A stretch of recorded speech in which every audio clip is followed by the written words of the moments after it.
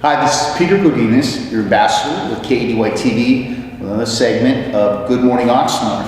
Now, if you look at our archives, we actually have a really, I think, very interesting, entertaining interview with Jeff Gieseke. So maybe before you watch this one, you might want to look at the archive, catch up. But I'm sure Jeff's just give us a nice little update on what we talked about last time. But he's had so much happen since last time. We actually asked him to come back and give us an update. Welcome, Jeff. Thanks for coming back. Thank you, Katie, and thank you, Bob Allen, for having me.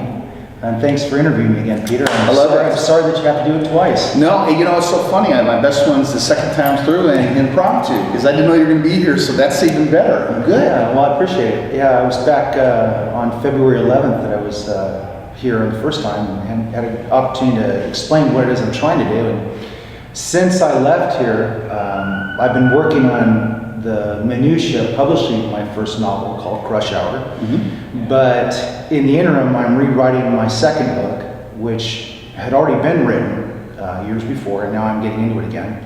And also writing my third book, which is part of a series of 4. In doing so, I've been working with someone who is also having some success in the self-publishing world, which I put my fingers up on, because there really isn't self-publishing now. You're really working with a lot of resources that are available, and a lot of other people have gone the route already. They've written books about it. There's certainly a lot of anecdotal evidence that shows that you can, if you get it right, you can have some success with the book, or with the books in this case. What my plan is, though, is to turn the success of the books into a way to reach out to veterans. And I want to establish a nonprofit 501c3, which I've already spoken to a good close friend of mine who's agreed to be on the board, because I want to set up a board of at least 3 other people that will manage it. Due to the fact that I'm ill, I don't want my efforts to be built up and then to end at my passing. So what I want to do is take the books and turn them into a legacy that generates money into the 501c3, which ultimately benefits veterans and or their families by extension. Because I just saw something really distressing the other day, and it makes it seem all the more important what I was doing. That is that once every 64 seconds, one of our veterans commits suicide. I can't even believe that I can't believe that that's a correct fact. And if that's true, that we're losing 1 a minute, and we need to do something about it. And I don't know if what I'm going to be able to do will help, but my plan is to go out and take them fishing, take them hunting, go get by the side of the lake and go drink some beers if that's what it takes. But, you know, try and do something. I've never served in the military myself, and probably never would have been able to because of all my disabilities. But I think that if I can make a difference, I think anybody can, especially in light of my situation. And most people, I don't think, come from a professional background where they were their own boss, and I gave up my business as a stockbroker and as a realtor, and I've cut back all of my activities as an insurance salesman due to the fact that I suffer from multiple sclerosis, and it just wasn't wise to handle other people's finances when I couldn't remember my name some days. And today's a good day. I'm lucid. Looking good. But in the meantime, I've been able to make some other significant life changes, and it's in order to follow through with my plan. I moved out of my rental, bought an RV, 30-foot long RV. I'm building a trailer today that will put my motorcycle on the back of it, so I can take my bike with me. Nice. So I have a way of getting around once I park. There you go. And I've already made some plans to meet with some, I don't want to call them publishers, but conduits to publishers in Arizona, due to the fact that I have some friends that live there who want me to meet up with people they know that are in the know that would like to hear more about my book or books. So it's been quite a busy couple of 6 weeks. I've become an RVer, which is a whole new way of life. I have to figure out how to do things that you wouldn't think about before. Laundry's the biggest one. You got to carry your laundry around. Eventually, you got to get it clean. Yeah. But the interesting part is that it's made me even more self-sufficient than I was before. and it's allowed me to eventually be able to really direct my efforts. Now I won't have any other outside influences that are either preventing me from doing what I want to do or taking away from the money that I could use for someone else's benefit. Wow, interesting. And ironically, the way I look at it is I just paid my next 30 months rent by buying it up front, and then after that I'm rent free the rest of my life as long as I keep up the maintenance. That's a nice position to be in. It is and it isn't. I had to fill it up the other day. $250 later, it's the cha-ching.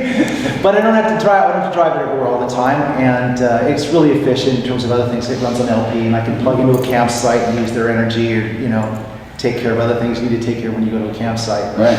It's interesting because it's actually going to help my writing too, because now I have a much more visceral approach to how I'm getting my new ideas, because I'm literally looking out the window now. Mm-hmm. Instead of going back to a memory that I can only visualize instead of not see it, if that makes any sense. No, it does. It does. It's the experience, the environment, the ambiance of creative thinking. Yeah, it's just like I'm sure there's not a whole lot of noise factor in your location, people screaming, roommates. Oh no, shut up. well, they're actually, that's not true. Some of the places I've walked has been pretty crazy. All right, then, that's the I got to meet some really neat people here in the city. Well, hopefully they're inspiring noises and voices. Yeah, mostly, yeah. For the most part, except for the toot toot toot, you gotta go.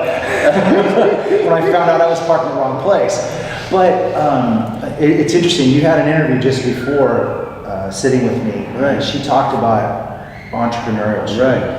And I wouldn't even know any other way of life. And I know it sounds crazy to say this, but I gave up 12 professional licenses, and I'm holding on to 2 just so that I can use them as a way to make a little bit of money. But the reality is that anyone could have done what I did.